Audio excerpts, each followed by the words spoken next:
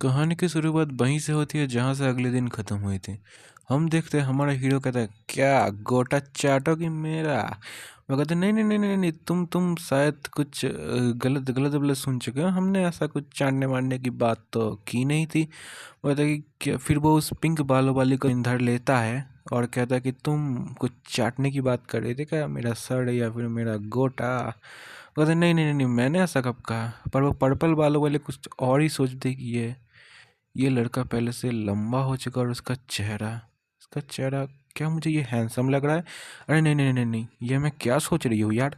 फिर हमारा हीरो कहता है कि तुम लोग काफ़ी स्ट्रांग बन गए हो, हाँ, पर मेरे सामने तो तुम लोग चाय कम पानी हो यार, अभी भी तुम लोग काफ़ी कमज़ोर हो मेरे सामने। वो लड़कियाँ सोचती है कि बेइज्जती करने का तरीका थोड़ा कैजुअल था।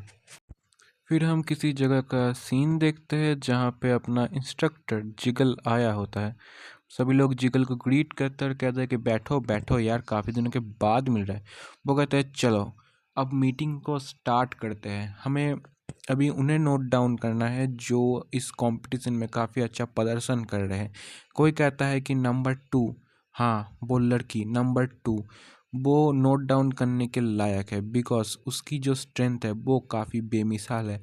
उसका जो एग्रेशन है वो तो कमाल का है। जब भी वो मारपीट करने जाती है तब भी वो पता नहीं कैसे इतना अग्रेसिव हो जाती है और उसको उसके दुश्मन को कूट के रख देती है। काफ़ी ज़्यादा खतरनाक है वो। फिर कोई और कहते हैं, मेरे टीम, मैं जिस टीम के इंस्ट्रक्टर हूँ उस टीम में एक नंबर 10 वो काफ़ी ज़्यादा खतरनाक है। वो इतना टैलेंटेड है कि उसने 1 महीने के अंदर ही वॉरियर टेस्ट कंप्लीट कर दिया। पर जिगल तो कुछ और ही सोच रहा होता है। वो सोचता है कि वो बच्चा, उस बच्चे का नाम मैं लूँ या नहीं? वो बच्चा कुछ ज़्यादा ही खतरनाक है। उसने मेरे सुप्रीम फॉर्मेशन को चीर दिया और मैंने देखा था उस टेस्ट में उसने तो भाई अलग ही कुछ कर दिया। उसने कुछ सेकंडों के अंदर ही सभी को हरा दिया। क्या मैं ये इन्हें ये चीज़ बताऊँ या नहीं? तभी कोई और कहता है कि जिगल, आखिर तुम काफ़ी परेशान दिख रहे हो। आखिर क्या तुम्हारी टीम के अंदर कोई अच्छा बंदा नहीं है? वो कहता है, नहीं नहीं यार, मेरी टीम के अंदर कोई अच्छा बंदा है नहीं और कुछ कहने को भी है नहीं। तो तो अभी मीटिंग ख़त्म करते हैं और मैं चलता हूँ वैसे। और जो तुम नंबर 2 के बारे में बात कर रहे हो, उस नंबर 2 के साथ क्या मैं अपना नेफ्यू का टाका भिड़ा दूँ? वो कहता है, नेफ्यू, हम कुछ समझे नहीं। वो कहता है, अगर हम वो उसके अंदर पोटेंशियल है कि अगर टैंक क्लैन का लीडर बन सकती है, तो अगर मेरे नेफ्यू के साथ उसकी शादी हो गई तो टैंक क्लैन का लीडर भी हमारे मुट्ठी में होगा और टैंक क्लैन भी। बताओ कैसा आइडिया है ये? वो कहता है, आइडिया तो बढ़िया है। वो कहता है, तो ठीक है, मीटिंग ख़त्म, तो मैं चलता हूँ अभी। तुम लोग भी अपने घर जाओ, खाओ दाओ, सो आराम से मज़े मारो। फिर जिगल बाहर आता है। क्या प्लान सोचा है मैंने सच में। फिर देखते हैं कुछ बच्चे जो है अकल के कच्चे, वो प्रैक्टिस कर रहे होते हैं। वो लोग वो पिंक वाला बने हैंड होते कहते कि तुमने तुमने दो तुमने 2 टारगेट्स को एक साथ डाउन किया, कमाल की बात है, तुम तो स्ट्रांग बन गई है। वो कहते हैं, हाँ मैं तो बनूंगी, इतने दिनों से बिना अच्छे से खाए पिए जो ट्रेनिंग कर रही थी ना, स्ट्रांग तो बन ही जाऊंगी। फिर वो पर्पल बाल वाले पूछते हैं कि वो यंग म्योंग किधर है, वो लैब में गया क्या क्या? वो पिंक वाले कहते हैं, हाँ वो तो ईजियन के साथ लैब में गया है ग्राइंड करने के लिए। वो कहते हैं, क्या उसे पॉइजन भी सीखना है क्या?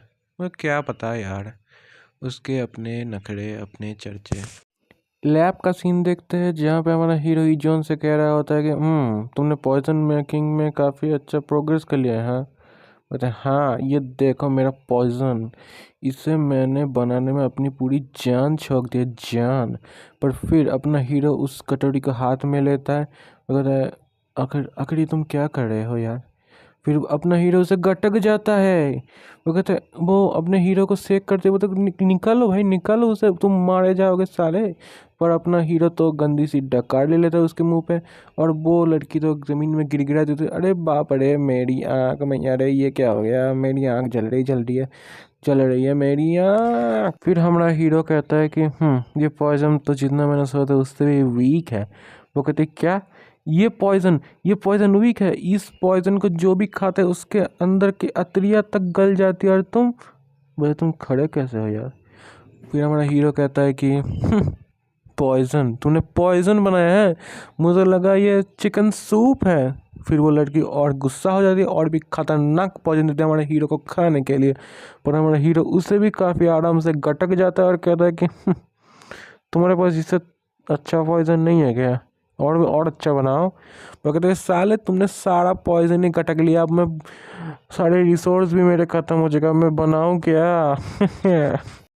और साले तुम्हें पॉइजन से कुछ हो क्यों नहीं रहा? फिर हमारा हीरो कहता है कि ऐसा नहीं कि मेरे ऊपर पॉइजन काम नहीं कर रहा, मैं बस टैंग फैमिली की रिफाइंड आर्ट का यूज़ करो, एक ऐसा बॉडी रिफाइनिंग आर्ट जिससे तुम पॉइजन को भी रिफाइन कर सकते हो ना सही से, और तुम बच जाओगे। और वो टेक्निक मैंने पूरी तरीके से मास्टर कर लिया है। काफ़ी एल्डर्स भी है जो इसे मास्टर नहीं कर पाए आज तक ठीक से, पर मैंने कर लिया क्योंकि हूँ ही मैं इतना महान।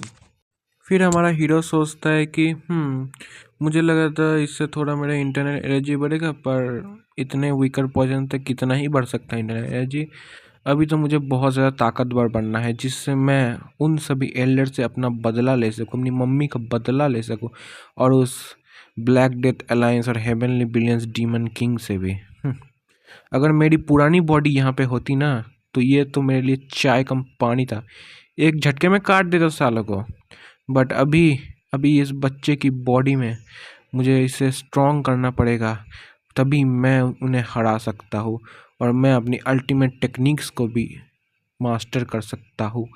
तभी वो लड़की कहते हैं कि अब साले तुम्हें बस 10 पॉइजन ही मार सकती है, इससे इसका अलावा कोई रास्ता नहीं। और हीरो कहते 10 पॉइजन? हाँ, ये 10 पॉइजन क्या होता है, क्या तुम इसे बना सकते हो? मतलब बेवकूफ़ कहीं के, तुम्हें इतना भी नहीं पता 10 पॉइजन के बारे में, तुम टैंक फैमिली में बड़े हुए हो। फिर वो लड़की बताती है कि 10 पॉइजन, टैंक फैमिली का 10 पॉइजन, एक ऐसा पॉइजन जिसे हर एक 10 तरह के पॉइजन को सही मात्रा में मिलाने से और कुछ और चीज़ें होंगी वो मिलाने से वो बनता है, और वो काफ़ी खतरनाक होता है। इतना खतरनाक कि उसकी एक बूंद से ही इंसानों की चड्डी गीली हो जाए, गीली, और उनका मुंह पीली और मुख से आग निकल के वो बंदा ही मर जाता है। हमारा हीरो कहता है कि चलो तो फिर ठीक है, वही पॉइजन बनाओ मेरे लिए, मैं उसे गटकूंगा। वो बंदी कहती है कि साले वो पॉइजन का फॉर्मूला लॉस्ट हो चुका है, इसी वजह से हमारे क्लैन के पास ये बस एक ही कटोरा वो पड़ा हुआ है, वरना सभी लोग नहीं बनाते क्या? फिर हम देखते हैं रात का सीन जहाँ पे किसी लड़की को किसी ने गला पकड़ के खड़ा होता है और उसके मुंह से पता नहीं आग निकल रही है, धुआं। फिर वो कहता है कि साले कमीनी कहीं की, तुमने आखिर मेरे साथ किया क्या? फिर वो खांसता और उसके मुंह से निकलती है आग, फिर उसके आँख से भी निकलती है आग। वो लड़की कहती है तो टैंग फैमिली के 10 पॉइजन का ये असर है। हाँ, तभी वो लड़का उस लड़की के ऊपर हमला करने जाता है कि साली तेरी वजह से मेरी हालत है, मर तू। पर तभी तभी वो राख बन जाता है और बिखर के धूल बन के उड़ जाता है। वो कहता है ये पॉइजन, इस पॉइजन से मैं अपना बदला लूंगी। हाँ यंग म्यंग, तुमने मेरे शकल की जो हालत की है ना, अब मैं तुम्हें 100 गुना नहीं 1000 गुना तुम्हें वापस दूंगी। हमें पता चलता है कि वही लड़की है जिसे हमने हमारे यंग म्योंग ने पहले एपिसोड में बहुत गंदी तरीके से कूटा था। और अब सोच रहे होगे इस लड़की के पास आखिर ये 10 पॉइजन आया कैसे, वो तो हमें अगले चैप्टर्स में पता चलेगा। तो बने रहो और कमेंट कर देना अगर तुम्हें नेक्स्ट पार्ट चाहिए तो, और एक प्यारा सा लाइक कर देना।